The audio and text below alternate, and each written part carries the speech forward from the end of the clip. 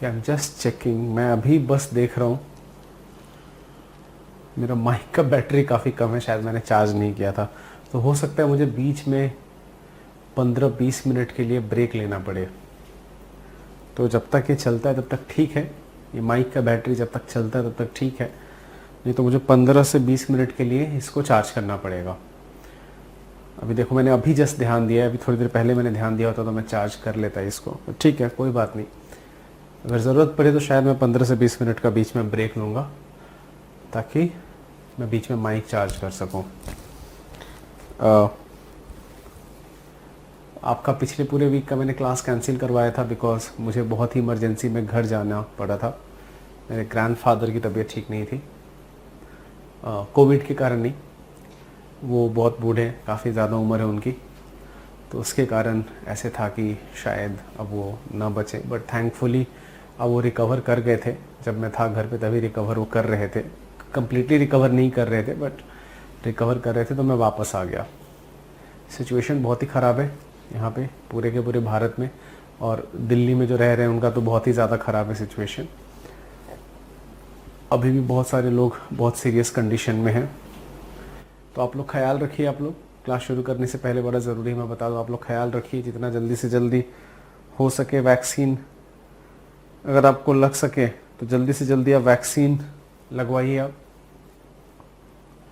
आप मैंने पिछले क्लास में आपसे बोला था कि मैं शेयर करूँगा आपसे स्पीसीज़ का लिस्ट शेयर करूँगा, तो मैंने 3-4 दिन पहले, उस टाइम तो मैं मेल नहीं कर पाया, अलग ही इश्यूज़ में मैं बिज़ी रह गया, बट मैंने 3-4 दिन पहले मेल किया था, तो आई होप आपके स्टूडेंट पोर्टल पे अपलोड हो गया हो। जो मैंने लिस्ट मेल करवाया था, I think I have that list, मेरे पास वो लिस्ट है भी।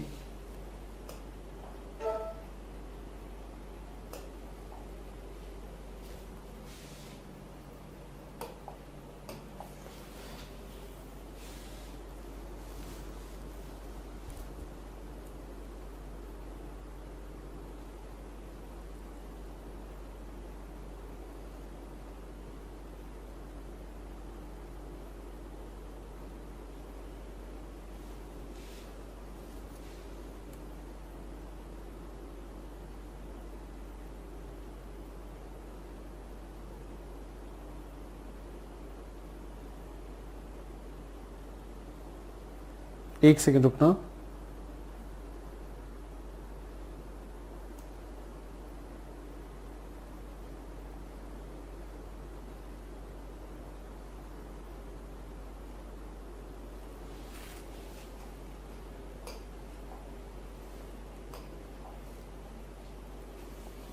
ये लिस्ट आपके स्टूडेंट पोर्टल पे अपलोड हुआ था कि नहीं? कुछ लोग को ये आंसर कर सकते हैं क्या स्टूडेंट पोर्टल पे? ये मैंने एक स्पीसीज़ का लिस्ट अपलोड करवाया था, तो इसका मतलब अशोक बोल रहे हैं कि मेरे पोर्टल पे अपलोड नहीं हुआ, इसका मतलब किसी के भी पोर्टल पे अपलोड नहीं हुआ होगा। तो शायद मैंने क्लासरूम टीम को तो वैसे कुछ दिन पहले मेल कर दिया था, बट हो सकता है शायद उन्होंने अभी तक अपलोड किया ना हो, तो आज की क्लास में मैं बोलूँगा उनको कि वो अपलोड कर दें।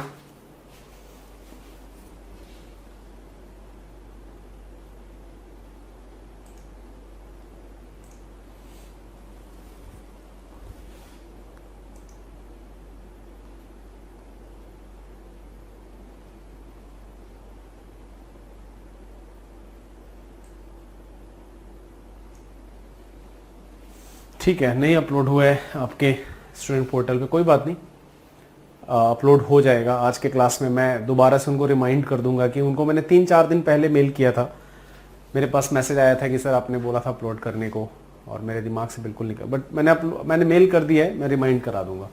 और जो क्लासरूम कोऑर्डिनेटर है अभी उनको भी मैं मेल कर दूंगा ताकि वो भी ध्यान रखें इस चीज़ का। तो कुछ कुछ स्पीसीज जो क्रिटिकली इंडेंजर्ड हैं, IUCN लिस्ट के बारे में पिछले क्लास में बात कर रहे थे। IUCN का एक लिस्ट है कि कोई भी प्रजाति है उसका, वो चाहे पौधे हो या जानवर हो, उनका वो बताते हैं कि उनका स्टेटस क्या है, उनका सिचुएशन क्या है। जैसे फॉर एग्जांपल मैमल्स अगर आप देखिए, जो स्तनधारी स्तनपाई जीव हैं, तो उसमें बहुत सारे जीव जंतु जो क्रिटिकली इंडेंजर्ड है, जैसे नामदफा फ्लाइंग स्क्विरल हो गया, मालाबार गंध बिलाव हो गया, सुमात्रा और जावा गैंडे हो गए, चूहा एक large rock cat, Elvira rat, Andaman white ट्रूथेड श्रू, जेनिकिंस अंडमान स्पाइन श्रू, निकोबर व्हाइट टेल्ड श्रू। ये कुछ श्रू छछूंदर के स्पीसीज जो कि क्रिटिकली इंडेंजर्ड है। फिर पक्षियों में अगर आप देखो तो Baer pochard, Siberian crane, spoon billed, sandpiper. फिर white bellied heron, Bengal florican, great Indian bustard, Jerdon courser, sociable lapwing, ये पक्षी। इसके अलावा कुछ गिद्ध जो कि क्रिटिकली इंडेंजर्ड लिस्ट में आते हैं, जैसे Indian vulture, red headed vulture, slender billed vulture, white back vulture. अब वल्चर के बहुत सारे स्पीसीज है, जो गिद्ध है वो बहुत प्रकार के हैं, उनके बहुत सारे प्रकार हैं गिद्धों के। तो कुछ उसमें क्रिटिकली इंडेंजर्ड हैं, कुछ इंडेंजर्ड हैं, कुछ वल्नरेबल हैं।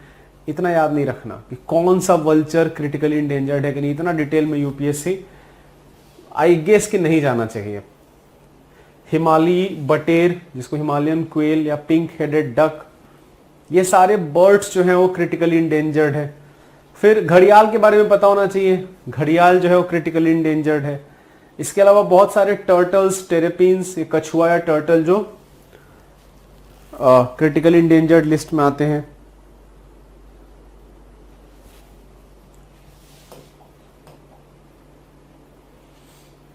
कुछ मछलियां जैसे कि पौंडीचेरी शॉक और गंगा शार्क। अच्छा, कुछ एम्फीबियंस याद रखना जरूरी नहीं है, इसको आप लिस्ट को आप आराम से स्किप कर सकते हो। पौंडीचेरी शार्क और गंगा शार्क ये क्रिटिकली इंडेंजर्ड है, पता होना चाहिए। कोरल्स में फायर कोरल्स, ये क्रिटिकली इंडेंजर्ड है, ये पता होना चाहिए।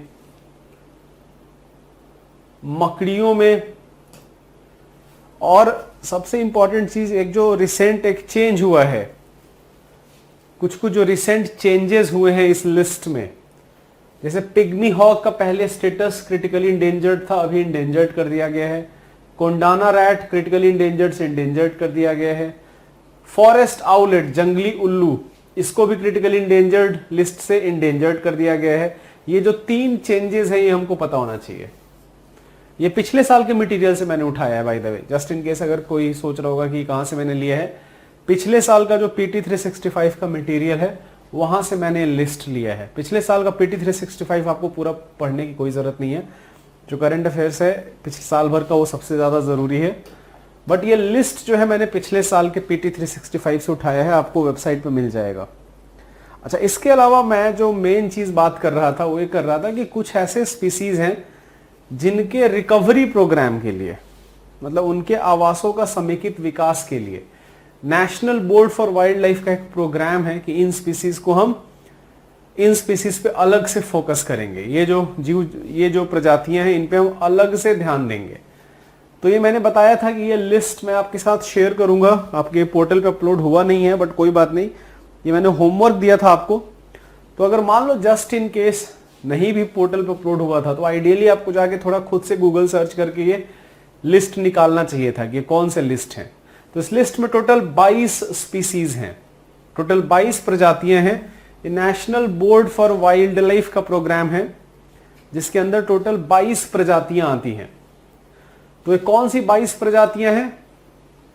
एशियाई जंगल भैंस, एशियाटिक लायन, ब्राउन एंटल्ड या संगाई हिरन बोलते हैं इसको, dugong, edible, nest swiftlet, Gangetic dolphin, great Indian bustard, hangul, rhino, गैंडा basically, Jerdon courser, Malabar civet, समुद्री कछुए, निकोबार मेगापोड्स, नीलगिरी तार, हिम तेंदुआ, स्वाम्प डियर,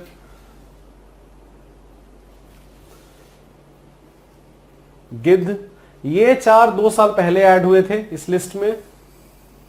उत्तरी नदी टेरेपिन, क्लाउडेड तेंदुआ, अरब सागर हम्बैग व्हेल, रेड पांडा।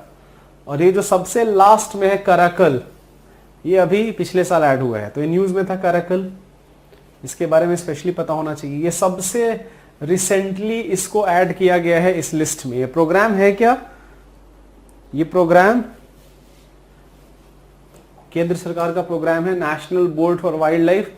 जितने भी राष्ट्रीय उद्यान हैं या अभयारण्य हैं उनमें, और इसके अलावा जो भी इनका आवास है, ये जो जानवर जहां पे भी रहते हैं, तो इन जानवरों के आवासों को बचाने के लिए national board for wild life का प्रोग्राम है, उस प्रोग्राम में इतने जानवर आते हैं।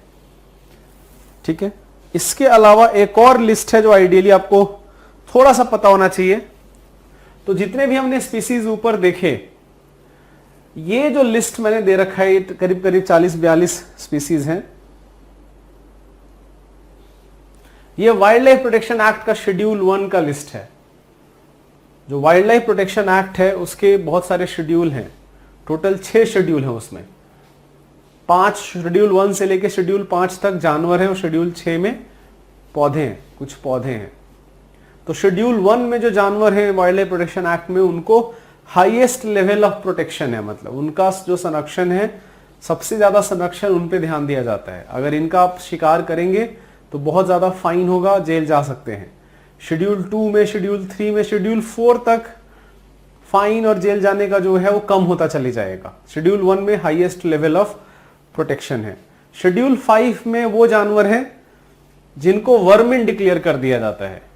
जो सेंट्रल गवर्नमेंट है वो कुछ कुछ जानवरों को वर्मिन डिक्लेयर कर देती है। वर्मिन मतलब इनका शिकार किया जा सकता है। तो वर्मिन कौन से जानवरों को करती है? जो शेड्यूल 5 में है। जैसे कि मान लो नीलगाय हो गया, नीलगाय को गवर्नमेंट ने वर्मिन डिक्लेयर कर दिया। अच्छा, वर्मिन डिक्लेयर कौन करता है? ये सेंट्रल गवर्नमेंट करती है। तो मैंने क्या बोला, टोटल शेड्यूल 6 शेड्यूल है total wild life protection act के। शेड्यूल 1, 2, 3, 4। यहां पे जो जानवर है शेड्यूल 1, 2, 3 और 4 में, इन जानवरों का शिकार या इन जानवरों को मारने पे, इन जानवरों को क्षति पहुंचाने पे आपको जेल हो सकता है, आपको फाइन हो सकता है। शेड्यूल 1 के जो जानवर हैं वहां पे जो लेवल है वहां पे सबसे ज्यादा फाइन, सबसे ज्यादा जेल होगा और ये घटते चले जाएगा। फिर शेड्यूल 4 में उतना ज्यादा फाइन नहीं होगा, उतना ज्यादा जेल आपको, जो जेल का जो आवास, जो आपको पनिशमेंट मिलेगा, सजा मिलेगी, वो उतना ज्यादा खतरनाक, उतना सिवियर नहीं होगा। शेड्यूल 5 में वो जानवर होंगे जिनका आप आराम से शिकार कर सकते हैं। इनको मारने पे आपको किसी भी टाइप का कोई अरेस्ट नहीं किया जाएगा। तो शेड्यूल 5 में जो एनिमल्स होंगे इनको वर्मिन डिक्लेयर करती है गवर्नमेंट। किसी कारणवश वर्मिन डिक्लेयर कर सकते हो सकता है, ऐसे नीलगाय बहुत सारा फसल बर्बाद करते हैं, तो आप नीलगाय का शिकार कर सकते हैं बिकॉज ये फसल बर्बाद करती है। तो ऐसे जानवर शेड्यूल 5 में डाले जाते हैं, लेकिन ये डिसाइड कौन करती है? ये केंद्र सरकार करती है। याद रखिएगा, राज्य सरकार नहीं करती। जो वर्मिन डिक्लेयर करना है ये केंद्र सरकार करती है। ठीक है। और शेड्यूल 6 में, जो कि यूपीएससी ने इस साल, पिछले साल क्वेश्चन पूछा था, शेड्यूल 6 में कुछ पौधे हैं, इन पौधों का खेती, इन पौधों का कृषि, इन पौधों को लगाना वर्जित है।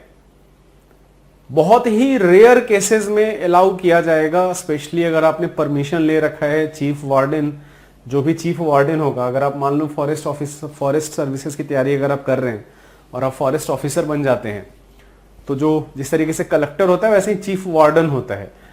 तो चीफ वार्डन के बिना परमिशन के आपको इन पौधों की आप खेती नहीं कर सकते। अब ये जो पौधे हैं, क्यों खेती नहीं कर सकते? तो इसलिए नहीं खेती कर सकते बिकॉज ये पौधे कुछ खास गुण के लिए जाने जाते हैं। ये कुछ जगहों पे जब इनकी खेती की जाती है तो उनके कुछ खास गुण होंगे, हो सकता है कुछ औषधि से संबंधित किसी भी टाइप का कुछ खास प्रॉपर्टी होगा। अगर इसका कल्टीवेशन ऐसे अलाउ कर दिया जाए कहीं पे भी, तो फिर ये जो प्रॉपर्टी है, जो एक गुण है, गुणवत्ता जो इन पौधों की है, वो खत्म हो जाएगी। इसीलिए अलाउ नहीं किया जाता। तो ये भी एक बढ़िया क्वेश्चन हो सकता है कि शेड्यूल 6 के जो प्लांट्स हैं उनका कल्टीवेशन, उनकी खेती अलाउड नहीं है, ऐसा क्यों है? ये क्वेश्चन आ सकता है। तो उसका आंसर सिंपल है, बिकॉज ये ऐसा इसलिए नहीं है कि वो कहीं से कुछ वो हैं, इन्वेजिव स्पीसीज हैं कि जाके कहीं पे नष्ट कर देंगे पौधों को, जानवरों को, ऐसा कुछ नहीं है। वो इसलिए नहीं है कि ये कुछ खास, शेड्यूल 6 में ज्यादा बड़ा लिस्ट भी नहीं है, 5-6 पौधे होंगे इस पूरे लिस्ट में। आप जाके सर्च कीजिएगा, schedule 6 wild life protection act schedule 6 जाके सर्च कीजिएगा, तो इसमें आपको दिखेगा कि कुछ पौधे हैं जिनकी खेती करना अलाउड नहीं है। वो इसलिए अलाउड नहीं है बिकॉज वो पौधे कुछ खास गुण के लिए जाने जाते हैं। बट वो गुण जो होगा, आइडियली उन पे काफी सारा रिसर्च हुआ है, वो अगर किसी खास एरिया में किया जा रहा हो, एक कंट्रोल्ड इन्वायरमेंट में, एक नियंत्रित पर्यावरण में, तभी वो गुण उनके अंदर मौजूद होंगे।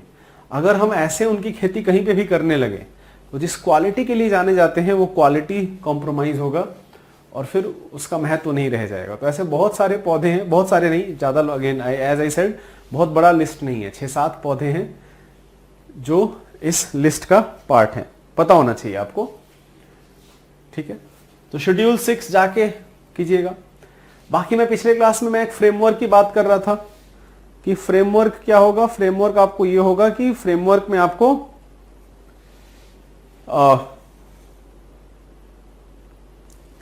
कोई भी जब हम जानवर देखते हैं अगर वो इंडेंजर्ड या क्रिटिकली इंडेंजर्ड है तब तो उसका IUCN स्टेटस पता बिल्कुल होना चाहिए। तो 2-3 टाइप के स्पीसीज पे देखो यूपीएससी कैसे कैसे क्वेश्चन पूछ सकती है। स्पीसीज पे सबसे पहले तो वैसे स्पीसीज जो कि क्रिटिकली इंडेंजर्ड हो या इंडेंजर्ड हो वो ऐसे ही पूछ सकती है।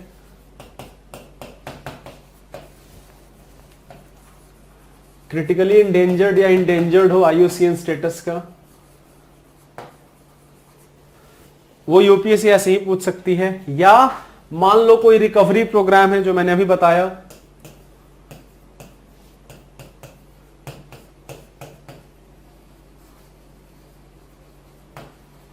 अगर कोई मान लो गवर्नमेंट का कुछ भी प्रोग्राम है इनको बचाने के लिए तो, और उस कुछ अलग से प्रोग्राम है तो उसके कॉन्टेक्स्ट में यूपीएससी पूछ सकती है। फिर जो शेड्यूल 1 के जानवर हैं वो बड़े इंपॉर्टेंट हो जाते हैं। जो शेड्यूल 1 है वाइल्ड लाइफ प्रोटेक्शन एक्ट का, ये बहुत इंपॉर्टेंट हो जाते हैं। फिर किस टाइप के क्वेश्चन आ सकते हैं ये देख लो एक बार। तो जो टाइप आएगा मेनली मैंने आपको क्या बताया था कि कोई भी जब स्पीसीज आप पढ़ रहे हो, अच्छा जो स्पीसीज इंडेंजर्ड या क्रिटिकली इंडेंजर्ड नहीं है तो उनका IUCN स्टेटस भी याद रखने की जरूरत नहीं है। और ऐसे स्पीसीज का फिर यह पता होना चाहिए कि वो किस कारण से न्यूज में थे। किसी कारण से न्यूज में रहे होंगे जिसके कारण आपको पता होना चाहिए कि वो कारण क्या था। उनके बारे में एकदम डिटेल में नहीं जानना। बट ये जो स्पीसीज हैं, ये जो 3 मैंने लिस्ट दिया आपको, इन स्पीसीज के बारे में डिटेल मैंने क्या क्या बताया, क्या क्या पता होना चाहिए। इनका IUCN स्टेटस पता होना चाहिए, इनका हैबिटेट पता होना चाहिए, मतलब कहां पे मिलते हैं ये, कौन से क्षेत्र में मिलते हैं, स्थानीय किसी जगह, किसी स्थानीय स्पीसीज है मतलब किसी खास जगह पे खाली मिलते हैं तब तो बिल्कुल ही पता होना चाहिए। इनका कुछ गुण पता होना चाहिए, कोई भी अगर इनका कुछ गुण हो। और मैंने बताया था कि कुछ भी इनके संरक्षण के लिए राष्ट्रीय और अंतरराष्ट्रीय स्तर पे क्या किया जा रहा है ये पता होना चाहिए, राइट। ये 4 चीजें पता होनी चाहिए। अगर ये 4 चीजें आपकी क्लियर हैं तो स्पीसीज के क्वेश्चन जनरली गलत नहीं होंगे। बट कुछ कुछ स्पीसीज के बारे में, कोई खास राष्ट्रीय उद्यान अगर इसके कारण न्यूज में हो, कोई राष्ट्रीय पार्क, नेशनल पार्क किसी स्पीसीज के कारण न्यूज में हो तो राष्ट्रीय पार्क भी पता होना चाहिए। कोई ज्योग्राफी किसी कारण से न्यूज में हो, कोई भी आवास, कोई भी भौगोलिक क्षेत्र किसी स्पीसीज के कारण न्यूज में हो तो पता होना चाहिए। तो इस टाइप की चीजें हमको प्रीलिम्स एग्जाम के लिए याद रखनी पड़ेंगी। तो ये ध्यान में रखते हुए जो बहुत बड़ा लिस्ट है आपके मटेरियल में, उस पहले लिस्ट ऑफ स्पीसीज को एक बार खत्म कर लेते हैं। जैसा कि मैंने पिछले क्लास में भी बताया था, इसमें कुछ कॉन्सेप्ट तो है नहीं, बस इसमें चीजें जो है आपको याद रखनी है। फैक्ट्स है, इंपॉर्टेंट फैक्ट्स हैं जिस पे यूपीएससी क्वेश्चन पूछती है। तो कौन से फैक्ट्स हमको याद रखने चाहिए मैं इस पे हाईलाइट करूंगा, हम साथ में मिलकर रिवाइज करते हैं। तो मैं एज्यूम कर रहा हूं कि इस क्लास से पहले आप लोगों ने ऑलरेडी एक बार रिवाइज किया होगा और ये आप दोबारा कर रहे हैं आप रिवाइज। तो क्लास के पहले आपने ऑलरेडी ये काम करा होगा और अब साथ में हम मिलकर रिवाइज करें। सबसे पहले टाइगर्स की बात करते हैं। कॉन्टेक्स्ट क्या था? कॉन्टेक्स्ट, ये न्यूज में क्यों थे टाइगर्स? देखो टाइगर्स न्यूज में रहने के लिए कोई कारण नहीं है। टाइगर्स बहुत इंपॉर्टेंट स्पीसीज है, भारत का प्राइड है, राइट। नेशनल एनिमल है हमारा बंगाल टाइगर, तो हमारा अभिमान का प्रतीक मानते हैं हम इसके लिए। तो टाइगर कंजर्वेशन पे हम बहुत ध्यान देते हैं। तो टाइगर स्टेटस रिपोर्ट एक गवर्नमेंट रिलीज करती है। बढ़िया चीज ये है कि टाइगर्स की संख्या जो है बढ़ गई है। एग्जैक्ट फिगर करीब करीब आप याद रख लो 2967, एग्जैक्ट फिगर 3000 के आसपास याद रख लेना, ठीक है। वैसे नंबर तो नहीं पूछेगी यूपीएससी, पूछेगी भी तो इस टाइप का पूछेगी कि भारत में 30,000 टाइगर हैं, 300 टाइगर हैं, तो ऐसा नहीं है। बहुत यूपीएससी अगर फिगर पूछती है तो ये नहीं पूछेगी कि 2967 के बजाय पूछेगी कि 2900 टाइगर हैं। ये यूपीएससी नहीं करती है, ये सब लोकल एग्जाम में होता है, अगर यूपीएससी नंबर पे क्वेश्चन पूछ भी रही है आपसे तो थोड़ा बढ़ा चढ़ा के देंगे वो, ताकि आप थोड़ा गेस कर सको, तो एक रफ रेंज आइडिया हो। तो टाइगर पहले एज अ स्पीसीज क्या है, तो हमको इसमें क्या क्या याद रखना पड़ेगा पूरे टाइगर पे। आईयूसीएन स्टेटस इंडेंजर्ड, टाइगर का आईयूसीएन स्टेटस इंडेंजर्ड है, पहली चीज तो याद रहनी चाहिए। दूसरी चीज मैंने क्या बताई, हैबिटेट। तो हैबिटेट तो टाइगर का बहुत सारा है, बहुत जगह मिलते हैं टाइगर्स, भारत में बहुत सारे टाइगर रिजर्व्स हैं। तो सारे टाइगर रिजर्व तो आप याद नहीं रख सकते, बड़ा मुश्किल है। तो एटलीस्ट जो टाइगर रिजर्व किसी कारण से न्यूज में हो वो पता होना चाहिए। और ये भी मैंने डिस्कस किया था कि जब भी कोई ऐसा tiger reserve, national park, wild life sanctuary अगर आप देख रहे हो तो उसका भी मैंने फ्रेमवर्क दिया था कि वैसे केस में आपको क्या याद रखना है। अगर मान लो कोई भी national park, wild life sanctuary, tiger reserve, biosphere reserve, wetland, इस टाइप का कोई भी चीज अगर हो तो मैंने बताया था कि स्टेट पता होना चाहिए कि कौन से राज्य में है, इसका ज्योग्राफी पता होना चाहिए, कोई रिवर, कोई माउंटेन अगर इसके आसपास से क्रॉस करती है पता होना चाहिए, और कोई इंपॉर्टेंट स्पीसीज, स्पेशली इंडेंजर्ड या क्रिटिकल इंडेंजर्ड स्पीसीज जिसके कारण ये न्यूज में रहता हो वो पता होना चाहिए। जैसे मान लो टाइगर ही मिलते हैं यहाँ पे बहुत सारे, तो पता होना चाहिए आपको। तो टाइगर सबसे पहले, again going back to the topic of tiger, tiger के बारे में डिस्कस कर रहे थे हम। टाइगर के बारे में क्या पता जानना हमको, सबसे पहली क्या चीज जाननी है, हमको जाननी है कि टाइगर का आईयूसीएन स्टेटस क्या है, इंडेंजर्ड है IUCN status. Wild life protection act के शेड्यूल 1 में है, शेड्यूल 1 में मतलब हाईएस्ट लेवल ऑफ प्रोटेक्शन है टाइगर के पास। टाइगर को हंट करके आप सीधे सीधे जेल जाएंगे, अच्छा खासा फाइन भी होगा आप पे, राइट। फिर इसके बाद क्या पता होना चाहिए हमको, हमको पता होना चाहिए इसका हैबिटेट, आवास इसका। तो आवास जैसा कि मैंने बताया बहुत सारे टाइगर रिजर्व्स हैं, सबको तो याद रखना मुश्किल है, बट एटलीस्ट जो न्यूज में थे वो पता होना चाहिए। तो वो भी हम देखेंगे, आपके मटेरियल में काफी सारे टाइगर रिजर्व जो न्यूज में थे किसी कारणवश, उनको हम देखेंगे, अभी उस पर हम आते हैं। फिर चौथा मैंने बताया आपको क्या पता होना चाहिए कि संरक्षण के लिए हम क्या कर रहे हैं राष्ट्रीय और अंतर्राष्ट्रीय स्तर पे।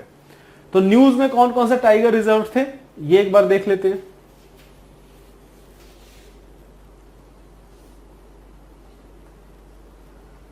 तो सबसे ज्यादा टाइगर जैसे कहां पे है, ये बड़ा इंपॉर्टेंट इंफॉर्मेशन है। मध्य प्रदेश में सबसे ज्यादा टाइगर है, कर्नाटका दूसरे नंबर पे आता है, उत्तराखंड तीसरे नंबर पे आता है। सबसे ज्यादा टाइगर कौन से नेशनल पार्क में है, जिम कॉर्बेट में, याद रखिएगा। जिम कॉर्बेट में सबसे ज्यादा टाइगर्स हैं, ये पता होना चाहिए।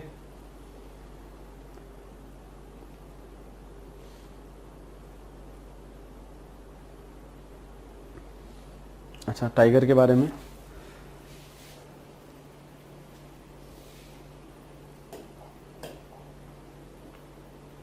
इंडेंजर्ड है, श्रेणी में रखा गया बांग्लादेश, नेपाल, भूटान, ये सारे जो कंट्रीज हैं यहाँ पे टाइगर्स मिलते हैं। 13 देशों में मिलता है करीब करीब टाइगर।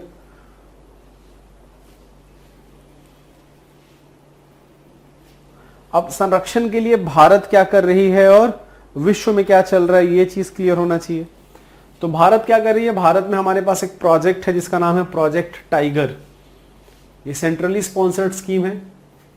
सेंट्रली स्पॉन्सर्ड स्कीम कौन से स्कीम होते हैं, जो केंद्र सरकार और राज्य सरकार दोनों जिसमें योगदान देती है।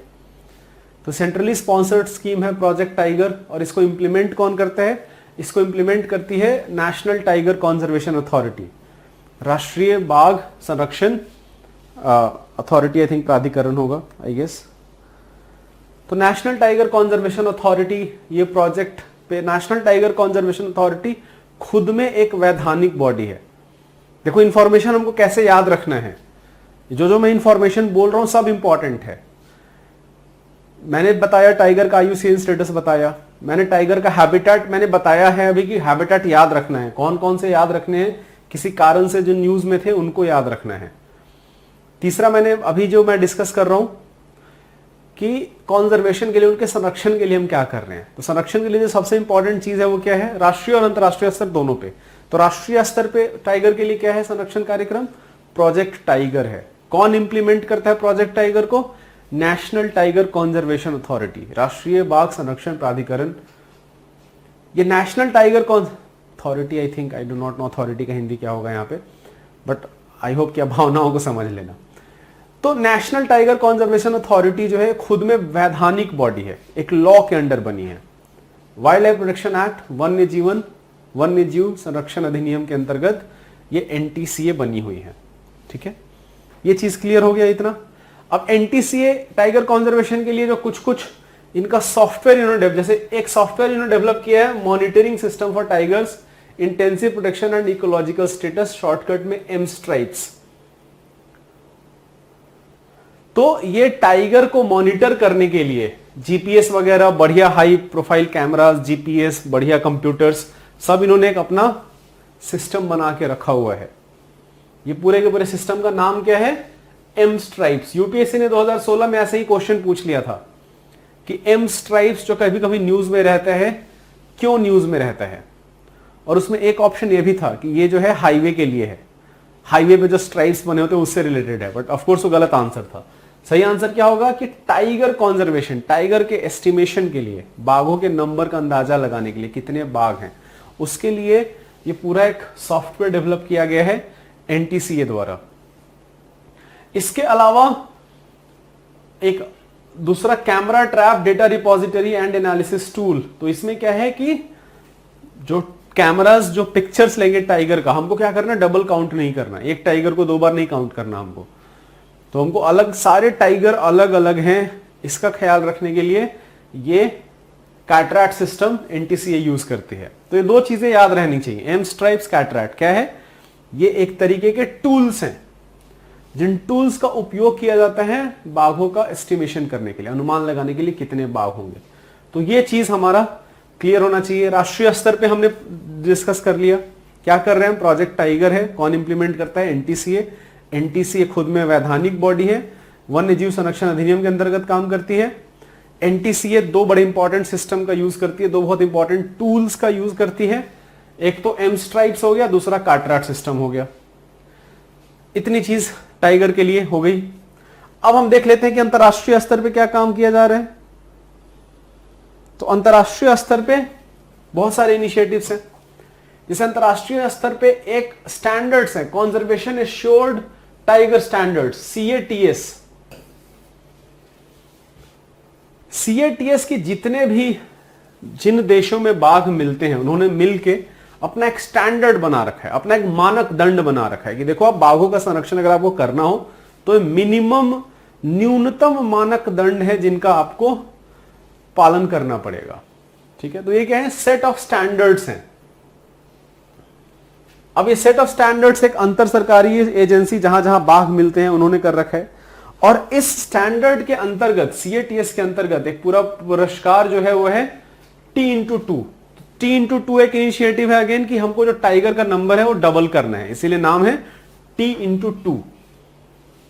तो T×2 2010 में WWF, UNDP, IUCN, global tiger fund, बहुत सारे ऑर्गेनाइजेशन ने मिलकर इसका स्थापना किया था कि मेन मकसद क्या है कि 2022 तक, मतलब 10 साल में, 2010 में स्थापना की गई थी, 10 से 11 साल में टाइगर्स का नंबर हमको डबल करना है, इसीलिए नाम था T×2। तो T×2 के केस में थोड़े कुछ जो पुरस्कार मिले हैं जिसके कारण कुछ टाइगर रिजर्व जो न्यूज में है वो पता होना चाहिए। जैसे कि कौन से टाइगर रिजर्व न्यूज में है,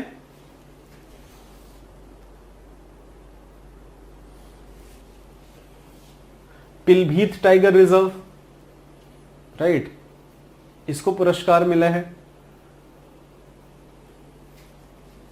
एक और जो पुरस्कार मिला है, आई थिंक एक और टाइगर रिजर्व जो न्यूज में था,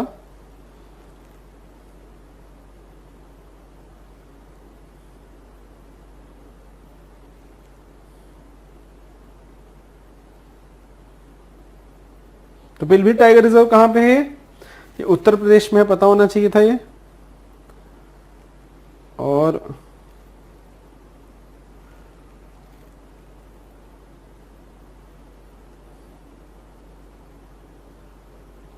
मुझे अभी दिख नहीं रहा है,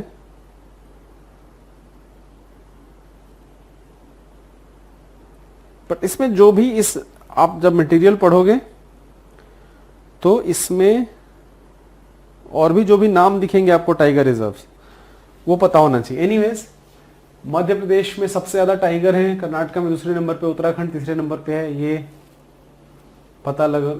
पता होना जरूरी है। जिम कॉर्बेट में सबसे ज्यादा टाइगर हैं, ये पता होना जरूरी है। तो इसके अलावा कुछ और टाइगर रिजर्व जो न्यूज में थे, जो आगे आपके मटेरियल में दे रखा है, तो उनको हम थोड़ी देर में डिस्कस करेंगे। बट पीलीभीत के अलावा एक और टाइगर रिजर्व न्यूज में था, मुझे अभी दिख नहीं रहा है, कोई बात नहीं। एक और गोल्डन टाइगर, काजी 1065 इसका नाम रखा गया है, गोल्डन टाइगर। ये काजीरंगा राष्ट्रीय उद्यान, काजीरंगा कहां पे है? ये असम में है। तो गोल्डन टाइगर देखो क्यों होता है, गोल्डन टाइगर नाम सुन के ऐसे लग रहा है कि बड़ा सुंदर कुछ होगा, लेकिन एक्चुअली प्रॉब्लमेटिक चीज है। प्रॉब्लमेटिक इसलिए है कि गोल्डन टाइगर जनरली तब होगा जब इन ब्रीडिंग बहुत ज्यादा हो। इन ब्रीडिंग क्या होता है? जब एक ही फैमिली के टाइगर्स आपस में अगर वो प्रजनन कर रहे हो, तो इन ब्रीडिंग कभी भी अच्छी चीज नहीं होती। ह्यूमन बींग्स में भी जैसे देखा होगा, ऐसे मना किया जाता है कि कजन से शादी नहीं करते, फर्स्ट सेकंड कजन ऐसे शादी नहीं करते, राइट। तो इन ब्रीडिंग जो है वो प्रॉब्लमेटिक चीज है, इन ब्रीडिंग के कारण प्रॉब्लम्स हो सकते हैं। तो ये जो काजी 1065 है, ये एक एक्चुअली इन ब्रीडिंग का नतीजा है। तो इन ब्रीडिंग कब होगा? जब पॉपुलेशन बहुत कम हो, जनसंख्या बहुत कम हो, ऑप्शन नहीं हो प्रजनन के लिए, तो फिर इन ब्रीडिंग के केसेस आएंगे। तो इसके कारण ये चीज न्यूज में था। कहां पे है? काजी 1065 है। इसमें सिर्फ दो चीज याद रखनी है क्या? ये एक गोल्डन टाइगर है, गोल्डन टाइगर गोल्डन कलर का होगा, और काजीरंगा राष्ट्रीय उद्यान में है। इसके अलावा और कुछ भी जानने की हमको जरूरत नहीं है इस पूरे के पूरे मटेरियल में। अब नेक्स्ट टॉपिक देखते हैं। देखो तेंदुआ, ये भी न्यूज में था। लेपर्ड्स, कि लेपर्ड्स का क्या स्टेटस है, ये भी। तो लेपर्ड्स का कुछ कुछ चीज हमको पता होना चाहिए। इसका आईयूसीएन स्टेटस क्या है? वल्नरेबल है, वल्नरेबल आईयूसीएन स्टेटस है।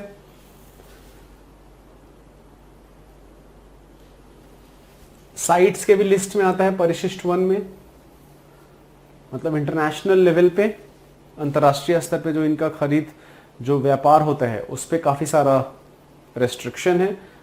परिशिष्ट 1 में होने का क्या मतलब है? जब तक स्पेशल परमिशन ना हो, जो कि कोई रिसर्च वगैरह से रिलेटेड हो, तभी जाके अंतरराष्ट्रीय स्तर पे इनका व्यापार हो सकता है, अदरवाइज नहीं हो सकता। और ये अनुसूची 1 में है, शेड्यूल 1 के अनुसूची 1 में भी है। सबसे ज्यादा जो लेपर्ड्स है, आई थिंक मटेरियल में आपके नहीं दे रखा, बट सबसे ज्यादा लेपर्ड्स भी शायद मध्य प्रदेश में ही है, शायद नहीं, मध्य प्रदेश में ही है।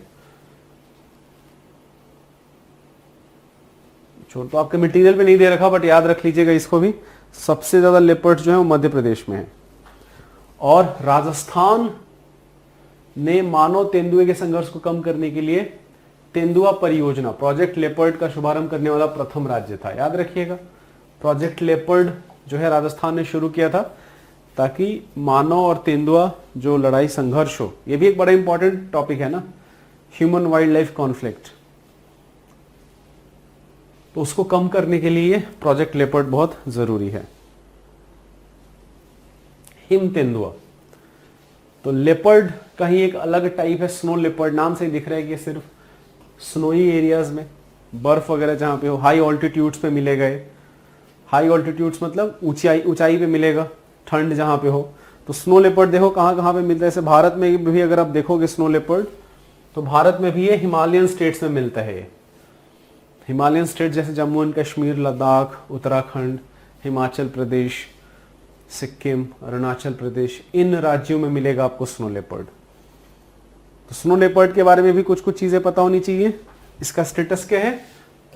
वल्नरेबल। स्नो लेपर्ड एक बड़ा यूनिक इनका गुण है स्नो लेपर्ड्स का, कि ये बहुत सेक्लूडेड रहते हैं, एकदम अकेले अपना पूरा लाइफ, एक्सेप्ट रिप्रोडक्शन, प्रजनन के अलावा ये मैक्सिमम लाइफ जो है अपना बहुत अकेले में बिताते हैं। एक स्नो लेपर्ड दूसरे स्नो लेपर्ड से इंटरैक्ट नहीं करता पूरे लाइफ में, राइट। तो इसके न्यूज में क्यों है? न्यूज में यह है कि हिम तेंदुआ संरक्षण केंद्र कहां पे स्टैब्लिश किया गया है? उत्तराखंड में। इसको याद रखिएगा, इंपॉर्टेंट इंफॉर्मेशन है। कुछ कुछ जो न्यूज होते हैं इंपॉर्टेंट होते हैं। तो हिम तेंदुआ संरक्षण केंद्र कहां पर स्थापित किया गया है? उत्तराखंड में स्थापित किया गया है, यूएनडीपी के अंदर। ये चीज हमारा क्लियर होना चाहिए। पैसे कहां से आएंगे? वैश्विक पर्यावरण सुविधा, ग्लोबल इन्वायरमेंट फैसिलिटी और संयुक्त राष्ट्र विकास कार्यक्रम, ये दोनों इसको फंड करेंगे, इस पूरे प्रोजेक्ट को। तो हिम तेंदुआ क्या है? आयुसीएन स्टेटस तो वल्नरेबल है, लेकिन ये भी अनुसूची 1 में है, शेड्यूल 1 में है, साइट्स के परिशिष्ट 1 में है। भारत में जम्मू कश्मीर, लद्दाख, जितने भी मैंने हिमालयन स्टेट्स हैं, बेसिकली याद रखिएगा हिमालयन स्टेट्स में सब जगह है। अब हमारे पास एक अलग से प्रोजेक्ट है जिसका नाम है प्रोजेक्ट स्नो लेपर्ड। तो जिस तरीके से प्रोजेक्ट टाइगर है, लेकिन प्रोजेक्ट टाइगर बहुत ज्यादा महत्वपूर्ण प्रोजेक्ट है, ये उतना महत्वपूर्ण तो नहीं है, लेकिन फिर भी एक अलग से प्रोजेक्ट है इंडिया में हिम तेंदुआ के संरक्षण के लिए। फिर ग्लोबल लेवल पे एक प्रोजेक्ट है जिसका नाम है global snow leopard and ecosystem protection programme. ये उन सारी कंट्रीज का मिल के एक प्रोग्राम है जहां पे स्नो लेपर्ड्स पाए जाते हैं। तो जितने भी पार्टिसिपेंट्स, जैसे अफगानिस्तान हो गया, भूटान हो गया, China, India, Kazakhstan, Kyrgyzstan, Mongolia, Nepal, Pakistan, Russia, Tajikistan, Uzbekistan, ये सारी कंट्रीज इस जीएसएलईपी का पार्ट है। तो मेन मकसद क्या है कि जो स्नो लेपर्ड जहां पे घूमते हैं उस पूरे के पूरे रेंज को प्रोटेक्ट करना। फिर गवर्नमेंट ने एक असेसमेंट एक्सरसाइज शुरू किया था, कितने स्नो लेपर्ड्स हैं टोटल भारत में, और 3 लैंडस्केप्स जो सबसे इंपॉर्टेंट है स्नो लेपर्ड के, एक तो हेमिस स्पीति, नंदा देवी गंगोत्री उत्तराखंड में, और कंचनजंगा तवांग सिक्किम और अरुणाचल में। तो ये 3 लैंडस्केप, 3 जो मेन एरियाज हैं, जैसे हेमिस नेशनल पार्क जो है, जैसे हेमिस नेशनल पार्क कश्मीर में है, तो हेमिस नेशनल पार्क इंडिया का सबसे बड़ा नेशनल पार्क है इनफैक्ट ये। तो पहला जो क्षेत्र होगा ये लद्दाख एंड हिमाचल से करते हुए हेमिस स्पीति, दूसरा जो क्षेत्र होगा नंदा देवी गंगोत्री, ये उत्तराखंड में, और तीसरा कंचनजंगा से लेकर तवांग तक सिक्किम और अरुणाचल प्रदेश में। ये तीन मेन क्षेत्र हैं जहां पे सबसे ज्यादा स्नो लेपर्ड्स मिलते हैं, और गवर्नमेंट इस पे अलग से फोकस कर रही है।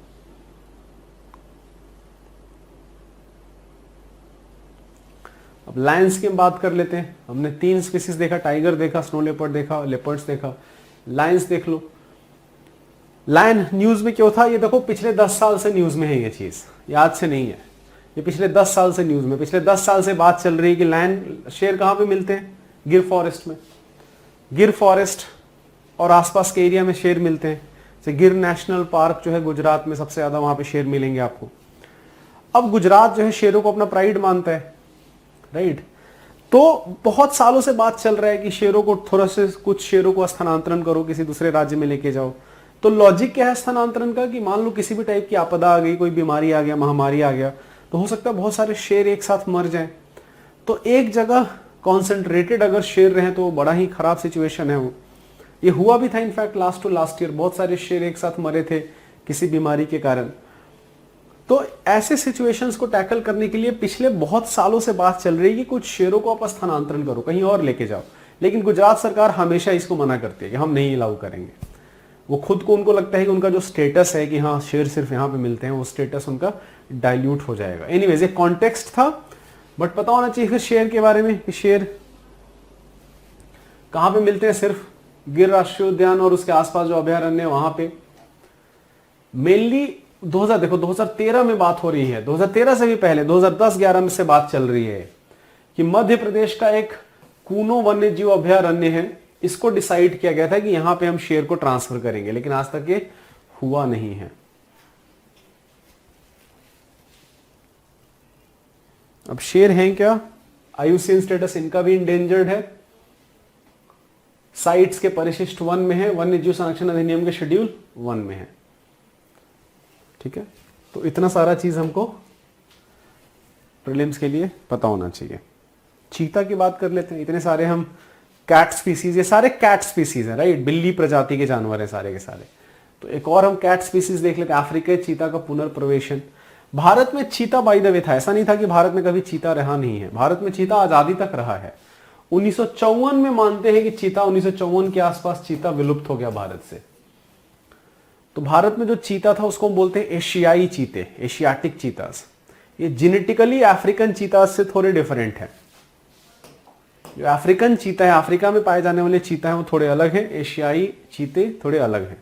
अभी जो अफ्रीकन चीतों का जो स्टेटस है, उनका स्टेटस वल्नरेबल है, बट जो एशियाटिक चीताज हैं एशिया में पाए जाने वाले चीता हैं उनका स्टेटस क्रिटिकली इंडेंजर्ड है। तो जो एशियाई चीता है वो सिर्फ एक ही देश में मिलते हैं, ईरान में। ईरान के अलावा और कहीं पे एशियाई चीता नहीं मिलते अभी एज ऑफ नाउ। भारत में थे लेकिन 1954 के आसपास तक ये विलुप्त हो गए। ये इंफॉर्मेशन होना चाहिए। अब ये भी बहुत सालों से चल रहा है प्रोजेक्ट कि हम चीता, अफ्रीकन चीता को हम कुछ लेके आते हैं, भारत में लेके आते हैं कि हम केन्या से, तंजानिया से, ऐसे देशों से हम इनको लेके आएंगे। तो इसके लिए बहुत साल से चल रहा है कि कहां पे लेके आए। तो अभी जो हम थोड़ी देर पहले कूनो पालपुर देख रहे थे, कूनो पालपुर एक है, वेलवदर राष्ट्रीय उद्यान है, ताल छपर अभयारण्य है, नौरादेही सैंक्चुअरी है, नौरादेही सैंक्चुअरी है। इन सारे ऑर्गेनाइजेशंस, एक नौरादेही सैंक्चुअरी है जिसको फाइनली डिसाइड किया गया था कि इसको मध्य प्रदेश में हो, यहां पे हम लेके आएंगे, बट फिर से वो कुछ कानूनी पेचे में पड़ गया। तो किसी भी स्पीसीज को ऐसे ट्रांसलोकेट करना देखो काफी वो है, रिस्की सा चीज होता है। आपको बहुत सारी चीजों का ख्याल रखना पड़ेगा।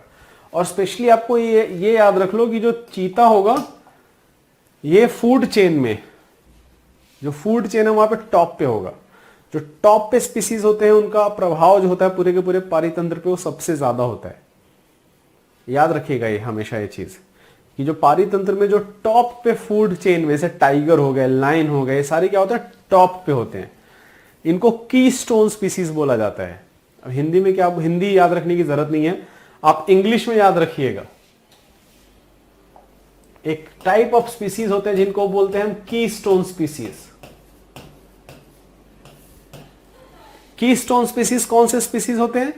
जिनका नंबर वैसे तो बहुत कम हो लेकिन इनका प्रभाव पूरे के पूरे पारितंत्र पे बहुत ज्यादा हो। जैसे टाइगर्स हो गए। टाइगर जो है बहुत सारे स्पीसीज के पॉपुलेशन को कंट्रोल करते हैं। तो एक टाइगर जनरली जो टॉप के, इनको क्या बोलते हैं प्रेडेटर्स, ये शिकारी जानवर हैं।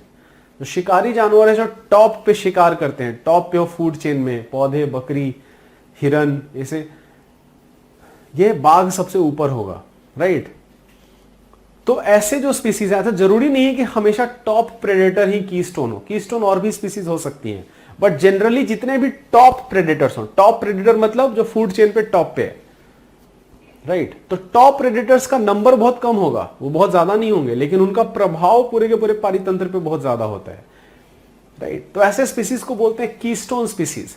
अब चीता भी एक कीस्टोन स्पीसीज है। चीता को अगर आप लेके आ रहे हो तो उसका प्रभाव क्या होगा, लॉन्ग टर्म प्रभाव, इसको बहुत एक बढ़िया असेसमेंट करने की जरूरत है। इसके कारण ये बहुत सारे कानूनी पचड़ों में पड़ता है, कोई ना कोई केस जाके कर देता है, फिर ये कोर्ट कुछ कुछ डिसीजन लेने लगती है और ये डिले हो रहा है।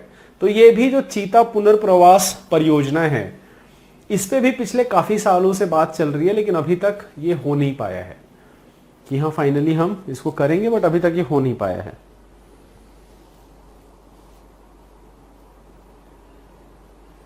तो मेनली अगर कहीं पे किया जाएगा तो मध्य प्रदेश में किया जाएगा, राइट। और इसका पूरा देखरेख नेशनल टाइगर कंजर्वेशन अथॉरिटी करेगी। जो एनटीसीए है, जो प्रोजेक्ट टाइगर को इंप्लीमेंट करती है, वो इस पूरे के पूरे प्रोजेक्ट का ध्यान रखेगी, ठीक है। क्योंकि हम कीस्टोन स्पीसीज की बात कर रहे थे, थोड़े थोड़े कुछ कुछ और टर्म्स है जो हमको पता होना चाहिए। जैसे एक स्पीसीज होते हैं जिनको हम बोलते हैं फ्लैगशिप। तो फ्लैगशिप स्पीसीज देखो ये होते हैं कि इनको एक तरीके का एम्बेसडर मान लेते हैं। जैसे बड़ी बड़ी परियोजनाएं होती हैं, उनका एक एम्बेसडर होता है। जैसे ओलंपिक अपना एक एम्बेसडर होता है, तो जो बहुत बड़े बड़े गेम्स हो गए उनका अपना एक एम्बेसडर होता है, एक प्रतीक होता है, राइट। तो जो फ्लैगशिप स्पीसीज हैं कि हम ओवरऑल संरक्षण के लिए हम एक स्पीसीज को, जैसे मान लो टाइगर को फ्लैगशिप डिक्लेयर कर दिया, बट टाइगर को फ्लैगशिप डिक्लेयर कर दिया इसका मतलब ये नहीं है टाइगर एक तरीके का फेस हो गया कि हाँ ये हमारा प्रतीक है, बट उसके नाम पे और भी बहुत सारा कंजर्वेशन वर्क होगा, राइट। तो जैसे भारत के लिए टाइगर बहुत इंपॉर्टेंट है, चाहे हाथी बहुत इंपॉर्टेंट है, राइट। उसी तरीके से चाइना में पैंडा बहुत इंपॉर्टेंट है, पैंडा पे बहुत फोकस करते हैं, तो इनको बोलते हैं फ्लैगशिप स्पीसीज। फिर एक और टाइप ऑफ स्पीसीज है जिनको बोलते हैं umbrella species. Umbrella species, flagship तो चलो एक बिल्कुल एडवर्टाइजिंग का मार्केटिंग तरीका हो गया, मार्केट करने का, संरक्षण को हमको मार्केट करना है। टाइगर कंजर्वेशन आप सुनेंगे तो आप ज्यादा अट्रैक्ट होंगे, तो एक तरीके से मार्केट करने का तरीका है फ्लैगशिप।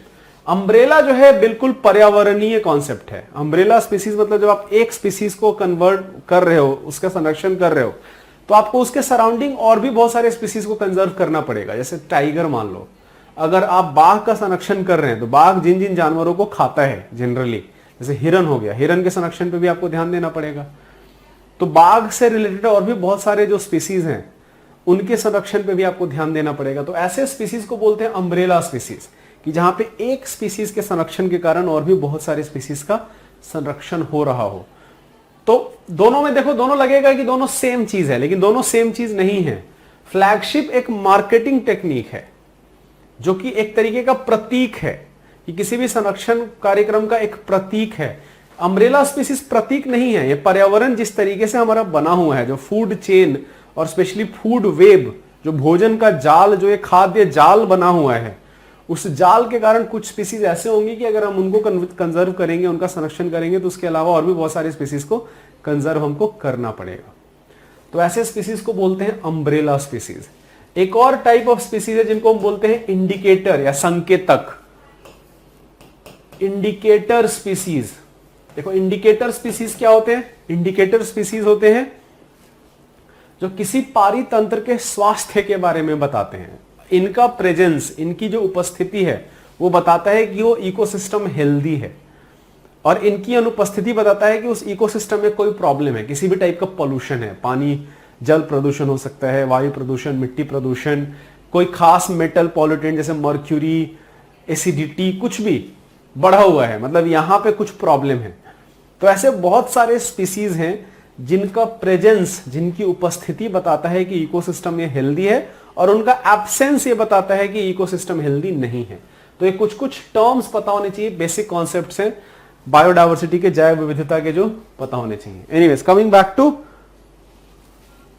जो हमारे टॉपिक्स दे रखे मटेरियल में, वल्चर, गिद्ध संरक्षण। गिद्ध देखो बहुत इंपॉर्टेंट है पूरे के पूरे इकोसिस्टम के लिए।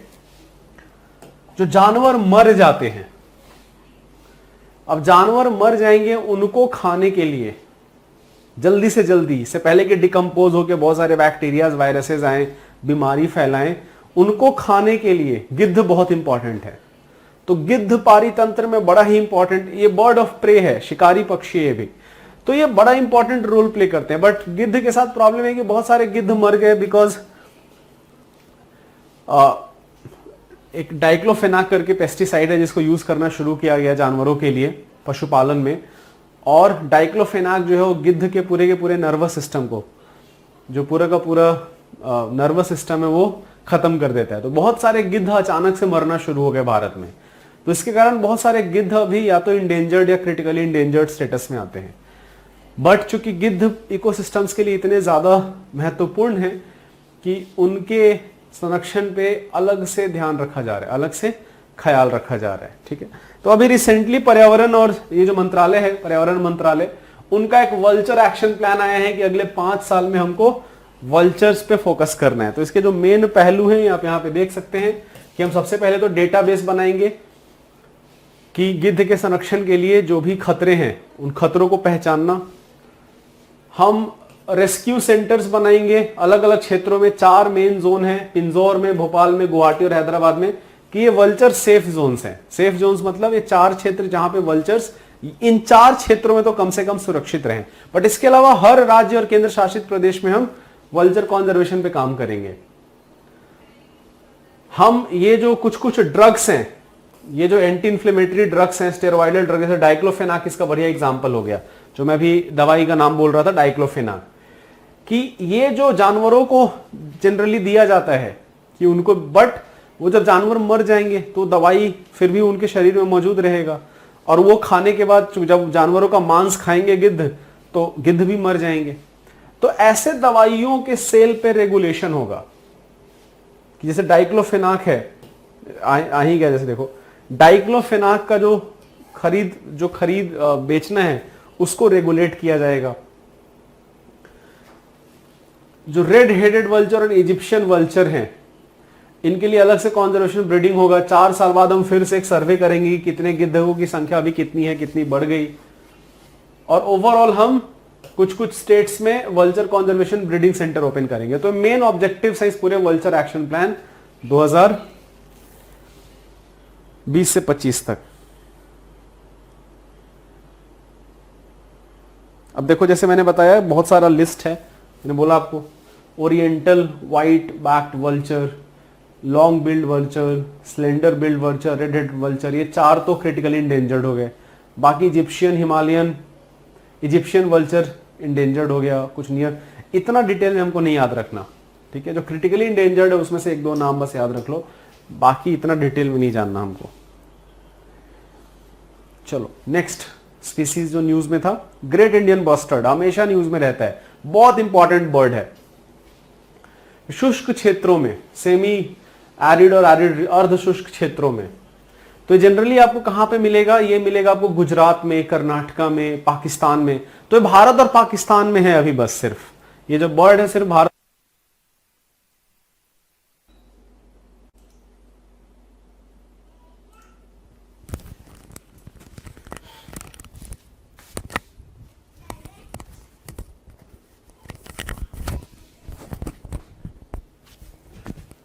हेलो एवरीवन, इट टेक्स बहुत सारा टाइम लगता है इसको रिचार्ज होने में। अभी भी रेड है इतना चार्ज करने के बावजूद, तो मुझे नहीं पता है कितनी देर तक क्लास चलेगी, बट अभी अगर स्विच ऑफ अगर हो जाए तो आज का क्लास फिर मैं बंद कर दूंगा। मैं कल के क्लास में हम बाकी चीज़ें करेंगे।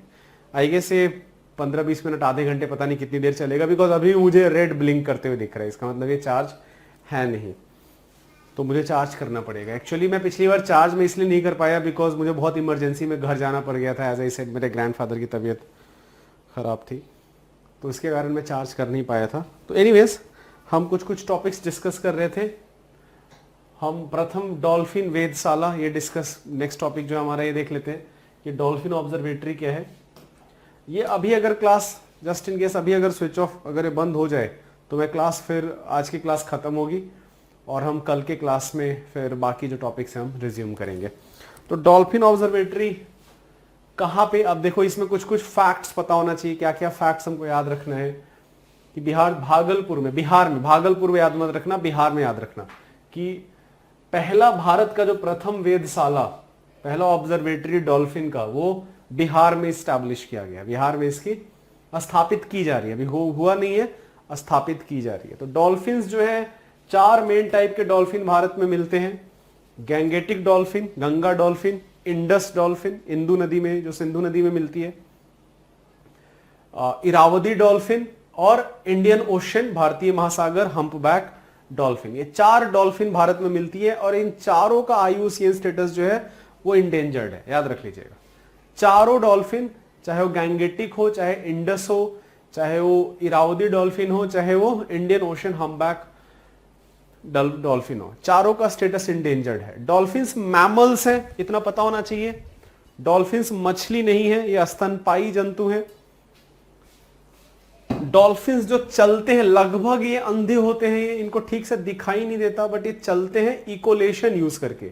इकोलेशन एक तरीका होता है मूवमेंट का, जहां पे जो स्पीसीज हैं, जो भी प्रजाति होंगे, वो कुछ तरंग इमिट करते हैं, और अगर वो तरंग मान लो सामने कुछ हो अगर, तो वो रिफ्लेक्ट होकर तरंग वापस आके उसको रिसीव करेंगे और उसके हिसाब से वो फिर अपना दिशा मोड़ लेंगे। जैसे चमगादड़ है, चमगादड़ रात को घूमते हैं, कैसे घूमते हैं, इकोलेशन यूज करके। ऐसे डॉल्फिन्स इकोलेशन यूज करके चलते हैं, तो लगभग अंधे होते हैं डॉल्फिन, इनको ठीक से दिखाई नहीं देता। डॉल्फिन स्तनपायी होते हैं, वेल जैसे स्तनपायी है वैसे ही डॉल्फिन भी स्तनपायी जानवर है, ये पता होना चाहिए। 4 टाइप के डॉल्फिन, चारों का IUCN स्टेटस इंडेंजर्ड है।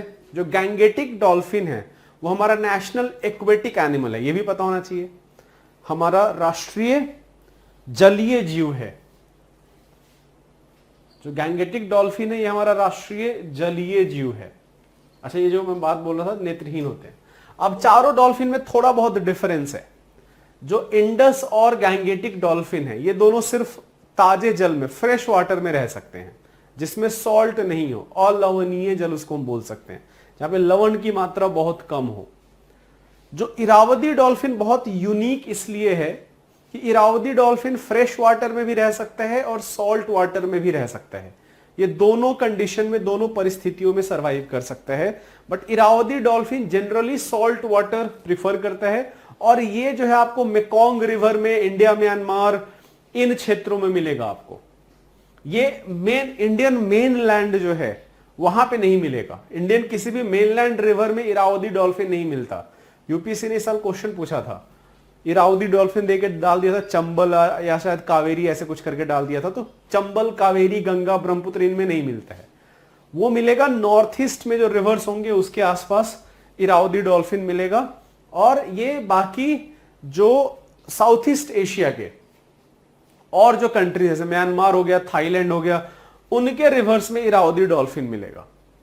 तो इरावदी डॉल्फिन यूनिक क्यों है? क्योंकि ये फ्रेश वाटर, लवणीय और अलवणीय दोनों टाइप के जल में सरवाइव कर सकता है, जीवित रह सकता है। और लास्ट जो है वो है इंडियन ओशन हम्पबैक डॉल्फिन। तो जो इंडियन ओशन हम्पबैक डॉल्फिन है, ये सिर्फ नाम से दिख रहा है इंडियन ओशन, सिर्फ महासागर के पानी में, सागर के पानी में रह सकता है। ये सिर्फ और सिर्फ लवणीय जल में मिलेगा, और ये जितना भी इंडियन ओशन का रीजन होगा वहां पे मिलेगा। तो ऐसा नहीं खाली भारत में ही नहीं, दक्षिण अफ्रीका, पूर्वी अफ्रीका, बहुत सारे जगहों पे मिलेगा। चलो, जो नेक्स्ट स्पीसीज है फिशिंग कैट, बहुत इंपॉर्टेंट स्पीसीज है, याद रखिएगा। न्यूज में क्यों था? बिकॉज फिशिंग कैट को चिल्का लेक, जो चिल्का लेक उड़ीसा में, इसके एम्बेसडर के रूप में नामित किया गया है। बिल्ली प्रजाति का जानवर है, तैराक जानवर है, बहुत बढ़िया तैराक है और निशाचर है। ये दो चीजें याद रखिएगा फिशिंग कैट के बारे में। नाम से दिख रहा है फिशिंग, फिश कर सकता है, मतलब मछली को पकड़ सकता है, तो इसका मतलब बढ़िया तैराक होगा। इस तरीके से रटने के बजाय आप ऐसे याद रखिएगा। निशाचर है, रात को जनरली घूमता है। आईयूसीएन स्टेटस इसका वल्नरेबल है। न्यूज में क्यों था? बिकॉज उड़ीसा चिल्का लेक, उड़ीसा ने एम्बेसडर के रूप में इसको नामित किया है। इतनी चीजें हमको पता होनी चाहिए सबसे पहले। उसके अलावा फिर क्या पता होना चाहिए? इसके अलावा फिर हमको पता होना चाहिए कि ये साइट्स के परिशिष्ट 2 और सबसे इंपॉर्टेंट भारतीय वन्यजीव संरक्षण अधिनियम के अनुसूची 1 में शेड्यूल 1 का पार्ट है। ये चीज हमको पता होना चाहिए।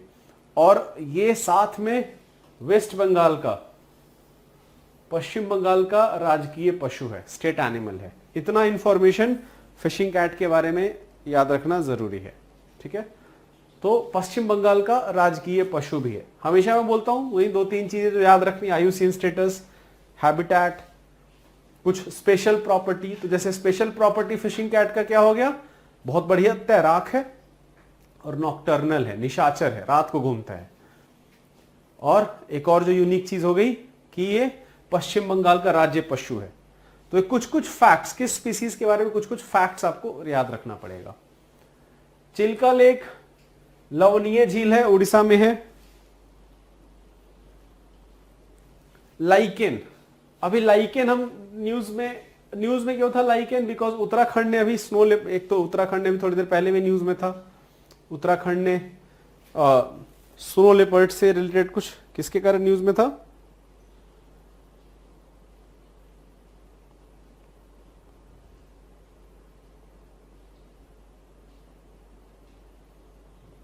हाँ, उत्तराखंड क्यों न्यूज में था? भारत का पहला हिम तेंदुआ संरक्षण केंद्र उत्तराखंड में स्थापित किया जाएगा, ठीक है। तो इसके कारण एक न्यूज में था। और दूसरा जिसके कारण न्यूज में है उत्तराखंड, वो है आपका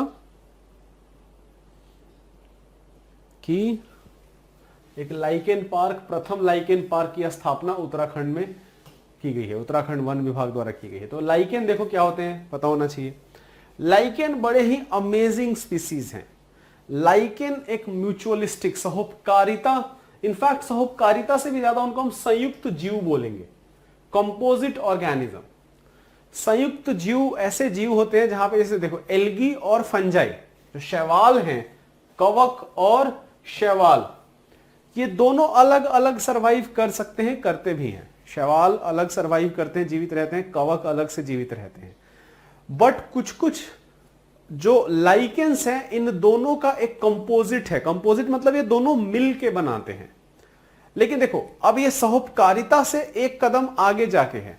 अगर आपने पढ़ा होगा कि जानवरों के बीच का जो एक संबंध है, उसमें आपने पढ़ा होगा सहोपकारिता के बारे में, जिसको इंग्लिश में म्यूचुअलिज्म बोलते हैं। सहोपकारिता में क्या होता है? दोनों को एक दूसरे का फायदा मिलता है।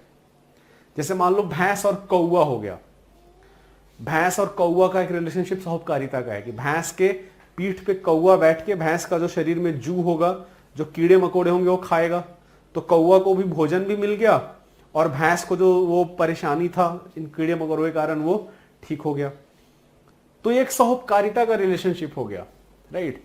तो ये है तो बिल्कुल लाइकेन भी एक साहूकारिता का रिलेशनशिप है, लेकिन ये साहूकारिता से भी एक कदम आगे जाके इसलिए बिकॉज एक कंपोजिट ऑर्गेनिजम्स है। कंपोजिट मतलब इन दोनों को आप लाइकेन के जो एल्गीज और फंजाई हैं, इन दोनों को आप अलग अलग इमेजिन नहीं कर सकते, अलग अलग आप परिकल्पना नहीं कर सकते, खुद में एक अलग स्पीसीज है। मतलब लाइकेन ना तो एल्गी है ना तो कवक है, ये ना तो शैवाल है ना कवक है, बल्कि शैवाल और कवक ने मिलके एक संयुक्त जीव बनाया है जिसका नाम लाइकेन है। तो ये चीज पहली चीज क्लियर होनी चाहिए कि लाइकेन है क्या। लाइकेन शैवाल और कवक के बीच का एक संयुक्त मिलके, दोनों का मिलके एक संयुक्त जीव है, कंपोजिट ऑर्गेनिज्म है। पहली चीज क्लियर होनी चाहिए। दूसरी चीज जो क्लियर होनी चाहिए कि लाइकेन कोई एक स्पीसीज नहीं है। ऐसा नहीं कि सारे लाइकेन एक तरीके होंगे, लाइकेन भी अलग अलग टाइप के होंगे। कितना शैवाल और कितना कवक है इस पे डिपेंड करेगा कि किस टाइप का लाइकेन है। तो लाइकेन के खुद में अलग अलग प्रकार हो सकते हैं, करीब करीब 20,000 से ज्यादा प्रजातियां पाई जाती हैं लाइकेन की, कि कौन सा शैवाल कौन सा कवक, कितना शैवाल कितना कवक, ये सारी चीजें डिटरमिन करेंगे कि किस टाइप का लाइकेन है।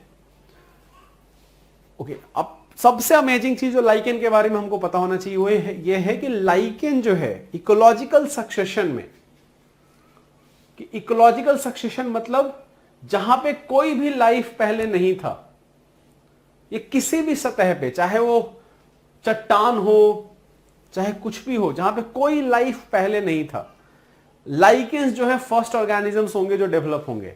तो इकोलॉजिकल सक्सेशन में ये पहले स्पीसीज होते हैं जनरली, बहुत बार, हमेशा नहीं बहुत बार, जो कि पहले स्पीसीज चट्टानों पे मिलेंगे जो दिख सकते हैं। ऐसे तो ऑर्गेनिजम्स पहले सिंगल सेल ऑर्गेनिजम्स आएंगे, ये सारी चीजें होंगी, बट ये लाइकेंस पहले स्पीसीज होंगे जो दिखेंगे आपको एकदम बेयर रॉक्स पे जहां पहले कुछ भी नहीं था। तो ये सबसे इंपॉर्टेंट एस्पेक्ट लाइकेंस का क्या है, बिकॉज ये कहीं पे भी लाइकेंस शुरुआत कर सकते हैं इकोलॉजिकल सक्सेशन की। बट लाइकेन, इसके अलावा लाइकेन बहुत सारी चीजों में इनका उपयोग होता है। इत्र बनाने में, सनस्क्रीन क्रीम बनाने में, बहुत सारी दवाइयां में लाइकेन बनाने का उपयोग किया जाता है। लेकिन एक जो सबसे इंपॉर्टेंट चीज लाइकेन में आप एक और याद रखिएगा, एक और इंपॉर्टेंट चीज जो आपको याद रखना है कि लाइकेन बहुत बढ़िया इंडिकेटर स्पीसीज है। थोड़ी देर पहले हम बात कर रहे थे इंडिकेटर स्पीसीज की, सूचक प्रजाति, निष्यंदक, पता नहीं, ये इंडिकेटर स्पीसीज, इसको हिंदी में निष्यंदक बोलते हैं।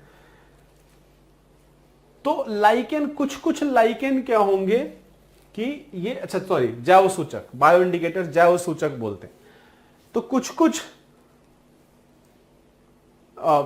लाइकेंस इसलिए ये न्यूज में रहते हैं बिकॉज लाइकेंस एक बहुत बढ़िया बायो इंडिकेटर्स भी हैं। बायो इंडिकेटर्स मतलब इनका एब्सेंस या इनका प्रेजेंस बताता है कि कोई पॉल्यूटेंट वहां पे है क्या। जैसे ये बहुत बढ़िया बायो इंडिकेटर है बिकॉज ये नाइट्रोजन और सल्फर यौगिक जैसे प्रदूषकों के प्रति बहुत सहिष्णु होते हैं, तो इन दोनों रसायनों के प्रति बहुत संवेदनशील होते हैं। तो इनका प्रेजेंस या एब्सेंस, इनकी उपस्थिति या अनुपस्थिति, ये बताएगा कि किसी इकोसिस्टम में प्रदूषण का लेवल कितना है। तो ये चीज हमको पता होना चाहिए। बाकी यूज बहुत सारा लाइकेन का, बहुत सारे इंडस्ट्रीज में यूज किया जाता है।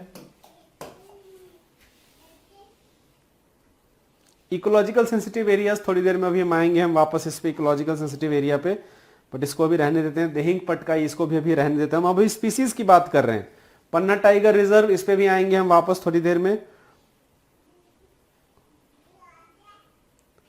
अभी हम बात कर रहे थे स्पीसीज की। सेंट्रल जू अथॉरिटी भी हम डिस्कस करेंगे अभी।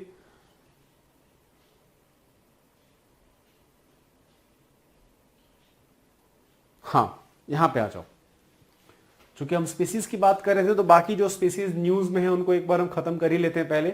उसके बाद वापस से हम national park, wild life sanctuaries, ecological sensitive areas, ये जितने भी कॉन्सेप्ट्स हैं इनको हम एक बार डिस्कस कर लेंगे।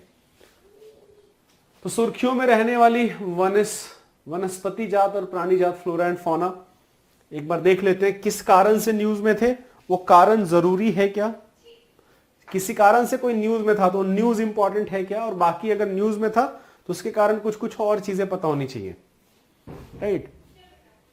तो एक क्वेश्चन होता है जो करंट अफेयर से डायरेक्टली पूछा गया होता है, और एक क्वेश्चन होता है जो करंट अफेयर्स डिराइव्ड होता है। मतलब करंट अफेयर्स में जो न्यूज़पेपर में था यूं का यूं पूछ लिया कि किस कारण से न्यूज में था, या ये उस कोई भी कारण से न्यूज में हो उस पे कुछ अलग हटके पूछ लिया, तो वो हो गया करंट अफेयर्स डिराइव्ड क्वेश्चन। तो ब्लैक पैंथर क्यों न्यूज में थे, बिकॉज कर्नाटका के काबनी वन्यजीव अभयारण्य में देखा गया, ये न्यूज इंपॉर्टेंट नहीं है, काबनी वन्यजीव अभयारण्य कर्नाटका में है, इसको याद रख लीजिएगा, इसी बहाने एक और अभयारण्य आपको ये न्यूज में आ गया। ब्लैक पैंथर क्या है, ब्लैक पैंथर स्पीसीज है, सिंपली मेलेनिन के कारण ये ब्लैक होते हैं।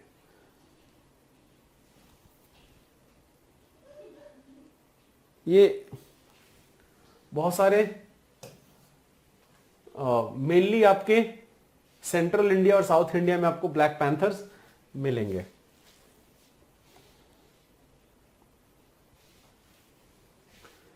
साल फॉरेस्ट टर्टवाइज, साल वन कछुआ या एलंगेटेड कछुआ, ये पूर्वी उत्तरी भारत में पाया जाता है। आईयूसीएन स्टेटस इसका क्रिटिकली इंडेंजर्ड है, याद रखिएगा न्यूज में, चूंकि क्रिटिकली इंडेंजर्ड है इसलिए पता होना चाहिए। क्यों न्यूज में, बिकॉज अंतरराष्ट्रीय स्तर पे काफी पॉपुलर है, अंतरराष्ट्रीय स्तर पे इसका काफी इलीगल व्यापार होता है जिसके कारण ये न्यूज में रहते हैं, तो ये इसलिए पता होना चाहिए। पैंगोलिन बहुत इंपॉर्टेंट स्पीसीज है, देखो इंडियन पैंगोलिन ये बहुत इंपॉर्टेंट स्पीसीज है। पैंगोलिन्स न्यूज में बहुत सारे कारणों से, एक जो बहुत बड़ा कारण जिसके कारण पैंगोलिन न्यूज में थे वह यह है कि कोरोना वायरस की उत्पत्ति हमको पता है कि चाइना से हुई है, इतना तो हमको पता है, वुहान प्रोविंस से। दूसरा चीज जो हमको पता होना चाहिए कोरोना वायरस के बारे में कि चमगादड़ से आया है, ये भी हमको पता है। लेकिन चमगादड़ से डायरेक्टली ह्यूमन बींग्स में आया या बीच में कोई और रिजर्वायर था, बीच में किसी और जानवर में था, तो एक थ्योरी है जो कि बहुत ज्यादा एक्सेप्टेड थ्योरी है कि चमगादड़ से पैंगोलिन में आया था और पैंगोलिन से फाइनली ह्यूमन स्पीसीज में आया, ह्यूमंस में आया है। मानव में, इंसान में पैंगोलिन, पहले चमगादड़ से पैंगोलिन, फिर पैंगोलिन से इंसान में, एक थ्योरी है। और बहुत सारे लोग इसको मानते हैं कि ये करेक्ट, ऐसा ही कुछ हुआ होगा। तो पैंगोलिन देखो क्यों न्यूज में रहता है, पैंगोलिन जो है बड़ा ही डिमांड में रहता है चाइना में और बहुत सारे साउथ ईस्ट देशों में, जैसे वियतनाम हो गया, थाईलैंड हो गया। पैंगोलिन का मीट यहाँ पे डेलिकेसी मानते हैं, डेलिकेसी मतलब जो बड़ा हाई डिमांड, बढ़िया बड़े बड़े लोग जो जिसका मीट खाएं, उस टाइप का चीज माना जाता है। और बहुत सारी किंवदंती है पैंगोलिन मीट से कि मर्दानगी को बढ़ा देगी पैंगोलिन का मीट, जो कि ऑफ कोर्स गलत है, वो मिथ्या है।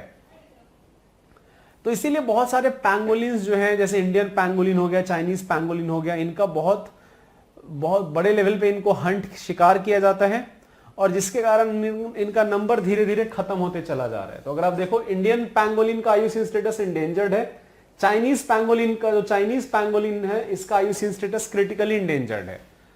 तो ये चीज पता होना चाहिए। बड़े ही क्यूट से छोटे से स्पीसीज होते हैं पैंगोलिन्स। ये न्यूज में इसलिए था बिकॉज उड़ीसा वन विभाग ने इनके अवैध शिकार व्यापार के लिए सोशल मीडिया पे काफी सारा रेगुलेशन लेके आए हैं। मेनली जो है खतरा क्या है इनका, अंतरराष्ट्रीय व्यापार, स्थानीय खाद्य आवश्यकताओं के लिए मेनली ये खतरा है। शेड्यूल 1 का पार्ट है, वाइल्ड लाइफ प्रोटेक्शन में शेड्यूल 1 का पार्ट है। बड़े क्यूट से स्पीसीज होते हैं, ऊपर इनके ऐसे मान लो कोई भी जब खतरा होता तो गोल गोल गोल घूम जाते हैं। इनका जो सर है, जैसे कछुआ क्या करता है, कछुआ को खतरा होगा तो सर घुसा लेता है, अपना अंदर कर लेता है, राइट। तो कछुआ का जो स्कल होगा उसको मार पाना, उस पर हर्ट कर पाना बहुत मुश्किल है। वो अपने ऊपर का जो टॉप का स्कल है उसके अंदर घुस जाएगा। जो पैंगोलिन है उनका भी जो टॉप का स्किन है वो स्ट्रांग होता है। होते बड़े छोटे से स्पीसीज है, लेकिन जब इनको खतरा होता है तो क्या करते हैं, अपने दुम में मुंह छुपा लेते हैं और गोल हो जाते हैं बिल्कुल, और फिर गोल गोल घूम के वो भाग जाएंगे। वो लुढ़क के भाग जाते हैं पैंगोलिन्स। एक बार जाके पिक्चर देखना, मैं बार बार बोलता हूं कि कोई भी स्पीसीज के बारे में अगर आप पढ़ रहे हो तो एक बार जाके पिक्चर देखना जरूरी है। कैरेकल के बारे में हम बात कर रहे थे थोड़ी देर पहले। मैंने बताया कि national board for wild life, भारतीय राष्ट्रीय वन्यजीव बोर्ड का एक प्रोग्राम है क्रिटिकली इंडेंजर्ड स्पीसीज का। लेकिन यहां पे जो एक क्रिटिकली इंडेंजर्ड लिस्ट है, यह लिस्ट आईयूसीएन लिस्ट से जरूरी नहीं है कि एग्जैक्टली सेम हो। ये NBWA का जो प्रोग्राम है, मैंने जो 22 स्पीसीज अभी क्लास के शुरू में मैंने आपको लिस्ट दिखाया था 22 जानवरों का, तो उसमें जो सबसे लेटेस्ट जानवर है वो कैरेकल है, स्याहघोष बोलते हैं इसको। तो जो कैरेकल है ये 22वां जानवर है। तो कैरेकल का अगर IUCN स्टेटस देखोगे आप, IUCN स्टेटस इसका लीस्ट कंसर्न है, लेकिन NBWL के प्रोग्राम में गंभीर रूप से संकटग्रस्त प्रजातियों की सूची में कैरेकल को शामिल किया गया है। तो अगर यूपीएससी मान लो क्वेश्चन पूछती है कि इनमें से कौन सा स्पीसीज इंडेंजर्ड या क्रिटिकली इंडेंजर्ड है, तो अगर उन्होंने अलग से नहीं लिखा है national board for wild life, तो आप मान के चलेंगे कि वो IUCN का स्टेटस पूछ रही है। ठीक है, अगर लिखा हुआ हो स्टेटमेंट में कि कौन से स्पीसीज इनमें NBWL के हिसाब से क्रिटिकली इंडेंजर्ड लिस्ट में आते हैं, तब इस लिस्ट को आप देखेंगे। अगर नहीं लिखा गया है तो IUCN जो डिफॉल्ट हमारा सेटिंग होगा वो होगा कि हम ये IUCN की बात चल रही है यहां पे। तो कैरेकल टोटल 22 स्पीसीज है इस पूरे लिस्ट में। ये प्रोग्राम है, क्लास के शुरू में इस प्रोग्राम की बात कर रहा था, integrated development of wild life habitat. ये राजस्थान और गुजरात के कुछ हिस्सों में पाई जाने वाली एक जंगली बिल्ली है, वाइल्ड कैट है ये कैरेकल,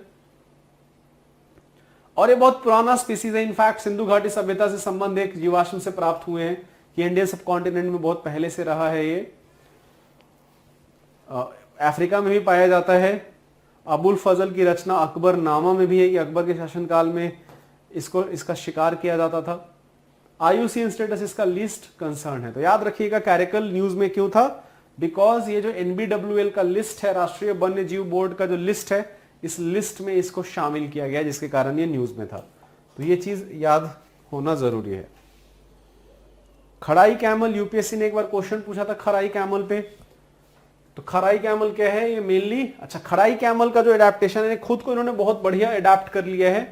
रन ऑफ कच्छ में मिलते हैं जनरली, ये कच्छ में पाए जाने वाले ऊंट की एक विशिष्ट नस्ल है। सबसे यूनिक चीज ये है कि ये शुष्क भूमि, ऊंट जो है शुष्क भूमि पे रह सकता है। ऊंट का तो खूबी यही है कि सूखी जगह पे रह सके, शुष्क भूमि पे रह सके।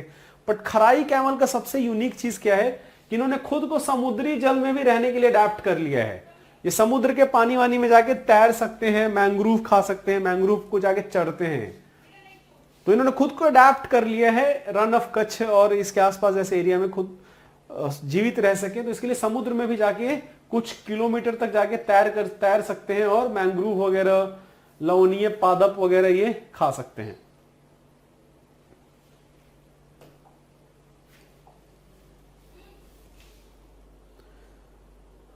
इसका IUCN स्टेटस कोई क्रिटिकली इंडेंजर्ड है, इंडेंजर्ड है नहीं, इसीलिए यहां पे लिखा भी नहीं गया है।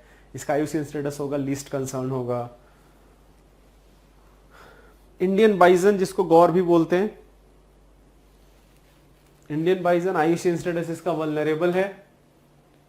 न्यूज में क्यों था, क्योंकि नीलगिरी वन ने कुछ इसके प्रोजेक्ट के लिए शुरू किया था। हमको क्या पता होना चाहिए, बस विश्व का सबसे बड़ा और लंबा गोजातीय प्रजाति है और भारतीय उपमहाद्वीप का स्थानिक है, सिर्फ इंडियन सब कॉन्टिनेंट में। तो भारत और भारत के आसपास कुछ देशों में मिलेगा। और भारत में कहां पे मिलेगा, ये मेनली साउथ इंडिया में मिलेगा। जो बाइजन है मेनली साउथ इंडिया में मिलेगा। IUCN स्टेटस क्या है, वल्नरेबल है। ढोल, जिसको एशियाई जंगल कुत्ता भी बोलते हैं, जंगल कुत्ता वेरी डेंजरस होते हैं, इनका IUCN स्टेटस इंडेंजर्ड है। मांसाहारी जंतु जो कि इंडेंजर्ड है। कर्नाटका, महाराष्ट्र, मध्य प्रदेश को इंडेंजर्ड ढोल के संरक्षण के लिए उच्च रैंक प्राप्त हुआ है। तो ये सारे स्टेट्स इनके संरक्षण के लिए काम कर रहे हैं। तो बस हमको क्या पता होना चाहिए, है क्या ये जंगली कुत्ते हैं और भारत में सबसे ज्यादा ढोल पाए जाते हैं, हमको ये पता होना चाहिए। और लास्ट चीज हमको पता होना चाहिए इसका IUCN स्टेटस क्या है। IUCN स्टेटस इसका इंडेंजर्ड है। बस इससे ज्यादा और कुछ जानने की जरूरत नहीं है।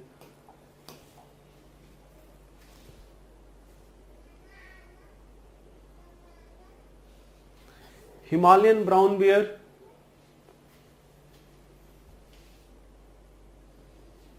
Critically status IUCN status endangered. News बिल्कुल इंपॉर्टेंट नहीं है। मांस भक्षी है। ये पाकिस्तान, नेपाल, तिब्बत, भारत, उच्च हिमालयी क्षेत्रों में मिलते हैं, याद रखिएगा। ये सबसे इंपॉर्टेंट, नाम से दिख रहा है हिमालयन ब्राउन बियर की हम बात करें तो पर्वतीय क्षेत्रों में मिलेंगे। और Himalayan great Himalayan national park जो कि हिमाचल प्रदेश में है, यहाँ पे काफी सारा नंबर है इनका, IUCN स्टेटस इसका इंडेंजर्ड है। इसके अलावा और हमको कुछ जानने की जरूरत नहीं है। ध्रुवीय भालू पोलर बेयर्स, इनका IUCN स्टेटस वल्नरेबल है। ऐसा माना जाता है कि 2100 तक विलुप्त हो जाएंगे बिकॉज ग्रीन हाउस गैसेज उत्सर्जन के कारण। कुछ कुछ प्लांट्स जो न्यूज में थे, एक एक लाइन में सिर्फ पता होना चाहिए क्यों न्यूज में थे। दक्षिण अंडमान में एक ये पिनंगा एंड मैनेसिस एक ताड़ का पेड़ है, दुर्लभ ताड़ का पेड़ है, याद रखिएगा, है पेड़। IUCN स्टेटस इसका क्रिटिकली इंडेंजर्ड है। IUCN स्टेटस इसका क्रिटिकली इंडेंजर्ड है, नाम से ही दिख रहा है, अंडमान में मिलता है। अंडमान में भी specially mount Harriet national park के लघु सदाबहार वन क्षेत्र में पाई जाती है। तो माउंट हैरियट नेशनल पार्क कहां पे है? अंडमान में। यहां से याद रख लीजिएगा। पाइप वर्ड्स,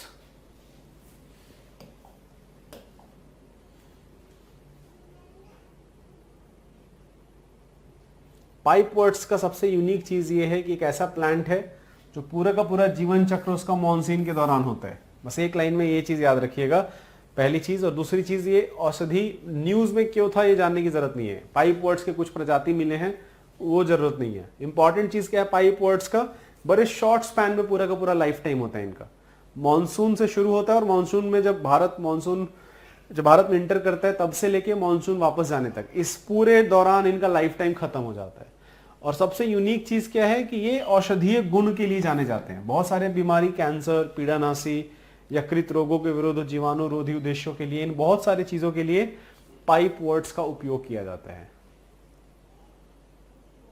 हिमालयन ट्रिलियम, इसको नाग छत्री के रूप से भी नाम से जाना जाता है। अल्पाइन क्षेत्रों में मिलेगा, समशीतोष्ण और उप अल्पाइन क्षेत्रों में, मतलब पहाड़ी क्षेत्रों में मिलेगा। सबसे यूनिक चीज हिमालयन ट्रिलियम किस चीज के लिए जाना जाता है? उच्च औषधीय गुणवत्ता के लिए। तो एक लाइन में बस हमको याद रखना है, हिमालयन ट्रिलियम क्या है? ये एक प्लांट है, हिमालय में मिलेगा, अल्पाइन क्षेत्रों में मिलेगा, जो उच्च औषधीय गुणवत्ता, जैसे कैंसर रोधी, वृद्धावस्था रोधी कारक के कारण इसको जाना जाता है। अब ये न्यूज में क्यों था? क्योंकि चूंकि ये इतना ज्यादा इंपॉर्टेंट स्पीसीज प्लांट है कि इसका बहुत सारा वो होता है, बहुत एक्सप्लॉयटेशन होता है उसे, इससे नंबर कम, इसका जो संख्या है धीरे धीरे कम होते जा रहा है। इसका IUCN स्टेटस इंडेंजर्ड है। हिमालयन ट्रिलियम याद रखिएगा, इंपॉर्टेंट प्लांट है। अगला प्लांट भी बहुत इंपॉर्टेंट है, ब्रह्म कमल बोलते हैं इसको बहुत बार। उत्तराखंड के चमोली जिले